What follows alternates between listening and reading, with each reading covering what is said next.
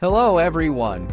We have made significant progress on our barge loading and conveying system project located in Bangladesh. Our on-site construction team has successfully completed the challenging installation of the Cross River Corridor. Next, let's take a look through our lens. What you are seeing now is the assembled truss structure, which has a total length of 56.3 meters and weighs approximately 57 tons. Before the installation, we carried out necessary preparations, including foundation reinforcement and riverbed dredging. A total of 2 cranes were arranged on site, one 250-ton crane and one 120-ton crane. The 250-ton crawler crane was positioned on a floating barge in the river, which significantly increased the difficulty of the lifting process. During the installation, the 250-ton crane bore about 70% to 80% of the total weight of the corridor structure, with an overall lifting height of nearly 28 meters. Currently, the installation of the corridor structure has been completed successfully,